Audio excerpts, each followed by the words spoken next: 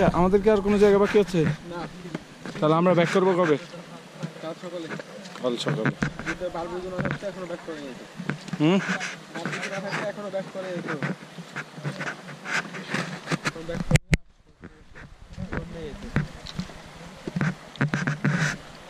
Video হচ্ছে নাকি? চালু হয়ে গেছে 16 থেকে। আচ্ছা আচ্ছা, নাফাকুম থেকে আমরা এখন রেমাক্রির দিকে যাচ্ছি। তো এই যে এখানে একটা স্রোতের সৃষ্টি হয়েছে উপর থেকে পানি নিচে আসার কারণে। আর সামনের দিকে আমরা দেখতে পাচ্ছি আমাদের টিমমেটদেরকে আসার সময় স্লো ছিলাম আমরা, ক্লান্ত থাকার কারণে আসলে সবাই স্লো ছিল। তো এখন মনে হচ্ছে সবাই নাফাকুম যাওয়ার পর ঝর্ণা দেখে সবাই অনেক এনার্জি পেয়েছে, যে কারণে সবাই খুব দ্রুত হাঁটছে। এখন দেখি কটা বাজে, 5:22 সেই মুহূর্তে। তো আমরা আশা করি হোপফুলি এবার 1 ঘন্টা 45 মিনিটে চলে যাব। একটু সন্ধ্যা হয়ে যাবে। তো আমাদের সাথে টর্চ আছে আর একজন পাহাড়ি গাইড আছে, তো আশা করি আমাদের কোনো সমস্যা হবে না।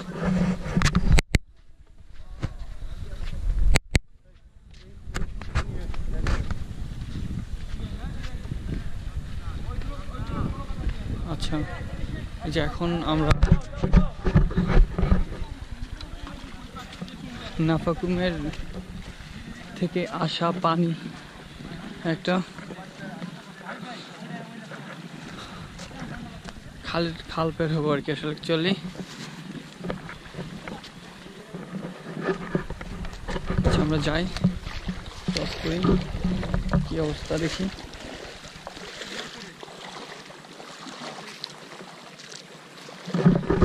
সবাই বার হচ্ছে।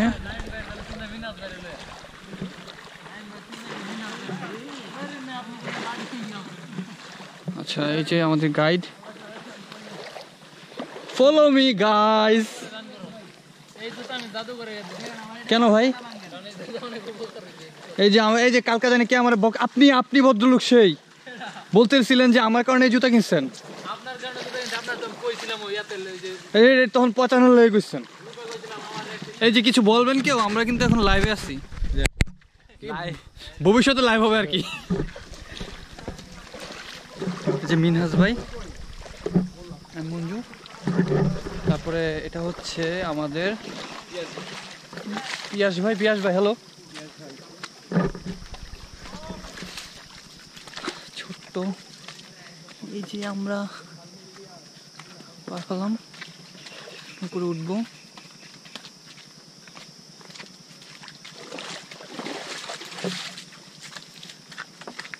আমরা একটু কুইক করি, তাহলে আমরা খুব তাড়াতাড়ি দূরত্বের কাছাকাছি চলে যাব, গন্তব্যের কাছাকাছি চলে যাব।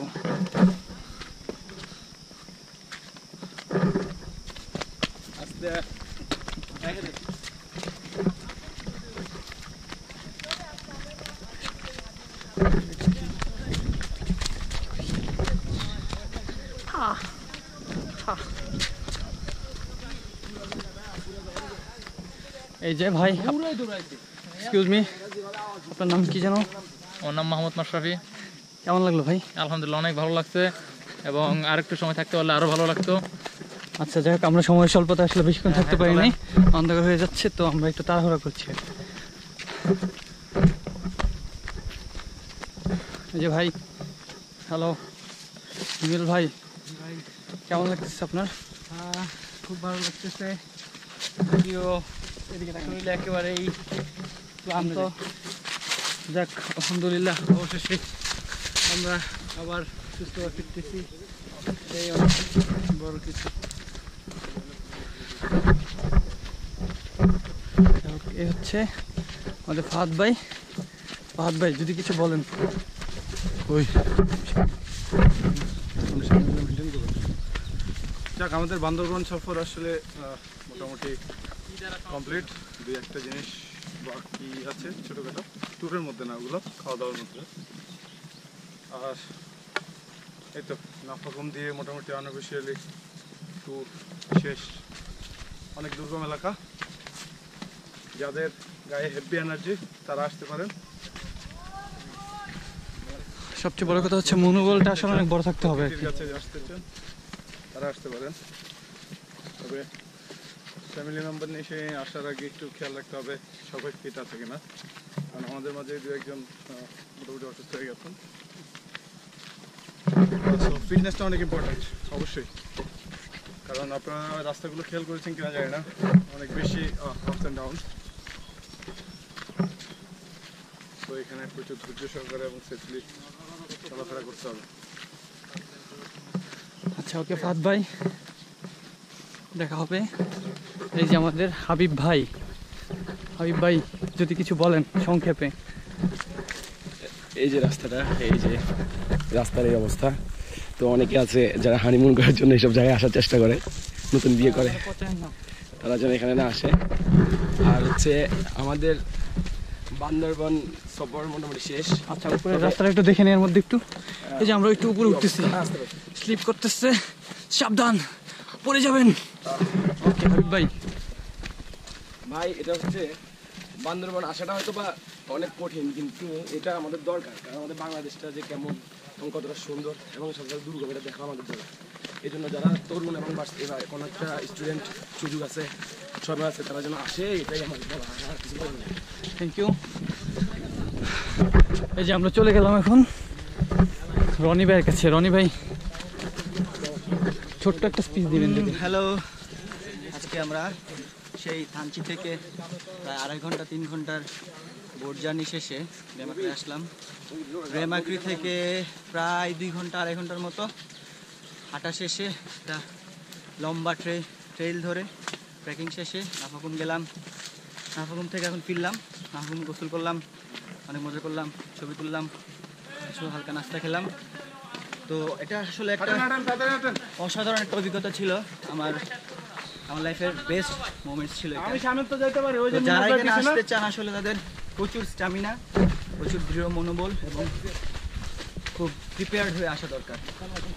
আর আপনি যদি একসাথে সব কিছু দেখতে চান তাহলে অবশ্যই বান্দরবন আসুন, বান্দরবন থেকে থানচি আসুন, থানচি থেকে রেমাক্রি, অবশ্যই নাফাকুম। আর এটাই ঘুরুন এবং দেশটাকে দেখুন। And this is the main point is happy travelling. Bye. Thank you. আচ্ছা আমরা চলে যাচ্ছি এখন নাইম ভাই গেছে। নাইম ভাই ছোট করে যদি কিছু বলেন। হাই এভরিওয়ান, আসসালামু আলাইকুম। আমি নাইম, বান্দরবন ট্রাভেলস আসছি। অনেক মজা হয়েছে, অনেক মজা করলাম। ইনশাল্লাহ আমাদের নেক্সট ট্যুর এর সাথে ভালো হবে আশা করি। আল্লাহ হাফেজ, বাই।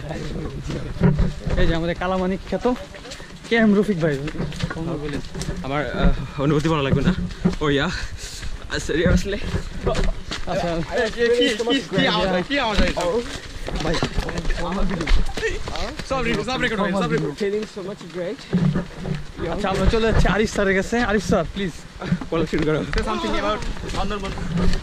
আসার সময় খুব কষ্ট হচ্ছিল, নাও এখন রোদ টোদ নাই, এখন অনেক ফিলিংস। এখন খুব ভালো লাগতেছে, যদিও হাঁপাচ্ছি বাট আগের তুলনায় অনেক ফ্রেশ ফিল করতেছি।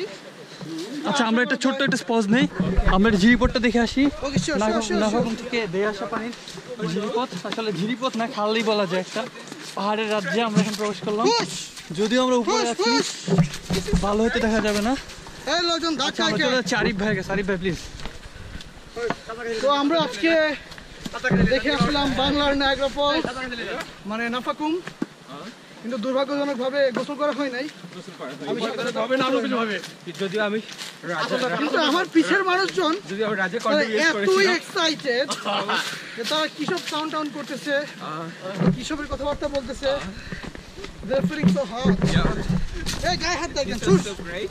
আচ্ছা ওকে ফাইন, ধন্যবাদ সবাইকে। হ্যাঁ এই যে আমরা এখন পাহাড়ের রাজ্যে আছি, তো সবার কথাই শুনলাম। তো সবার শেষে আসলে বলা যে আপনি যখন আসবেন মানে কিছু ব্যাপার অবশ্যই মাথায় রেখে আসা উচিত আমাদের। ফার্স্ট অফ অল আসলে বান্দরবান শহরটা হচ্ছে মানে পাহাড়ি এলাকা বলে দিনের বেলা প্রচন্ড গরম থাকে, ম্যাক্সিমাম টাইম রাতের বেলা একটু শীত। সো আমরা যখন আসি চেষ্টা করবো আসলে অ্যাটলিস্ট একটা ট্র্যাক শুট নিয়ে আসতে পারি যেন, বা একটা ফুল হাতা গেঞ্জি বা টি শার্ট নিয়ে আসবো। আর অবশ্যই চেষ্টা করবো যে একটা ফুল ট্রাউজার নিয়ে আসবো, আর কি ট্রাউজার নিয়ে আসলে হবে। আচ্ছা, আসার আগে আসলে যেহেতু আমাদের একটু উঁচু নিচু জায়গায় উঠতে হয়, সো আসার আগে আমরা চেষ্টা করবো কয়েকদিন হাত পা নড়াচড়া, মানে কিছুদিন দৌড়াদৌড়ি বা কয়েকদিন যদি আমরা একটু ব্যায়াম করি তাহলে হাত পাগুলো ফ্রি হয়। সেক্ষেত্রে হচ্ছে পলাশের মতো একটু সমস্যা পড়তে হবে না। আর হচ্ছে যে সবচেয়ে বড় একটা পয়েন্ট হচ্ছে আমরা যখন আসি দেখা যায় সবাই মানে অনেক কিছু নিয়ে আসি, বিস্কিট, চানাচুর, কেক টেক, এটা সেটা অনেক কিছু নিয়ে আসি। সো আসার সময় দেখা যায় যে এগুলোর খোসাগুলো বা প্যাকেটগুলো, পলিথিনগুলো আমরা ঝর্ণার আশেপাশে ফেলে আসি। তো এইগুলো দেখা যায় যে আসলে আমরা জানি আসলে পলিথিনগুলো আসলে পচে না, বছরের পর বছর একই রকম থাকে। আর আপনিও যখন দ্বিতীয়বার আসবেন তখন এই পরিবেশটা দেখতে আপনার কাছেও ভালো লাগবে না, যে আশেপাশে প্রচুর নোংরা। সো আমরা যখন আসবো চেষ্টা করবো যে আমরা যেন যে জিনিসগুলো নিয়ে আসি মানে অতিরিক্ত উচ্ছিষ্ট অংশগুলো পুড়িয়ে ফেলতে আর কি, যেন পরিবেশে ক্ষতি না করে আর কি। ধন্যবাদ, ভালো থাকবেন সবাই।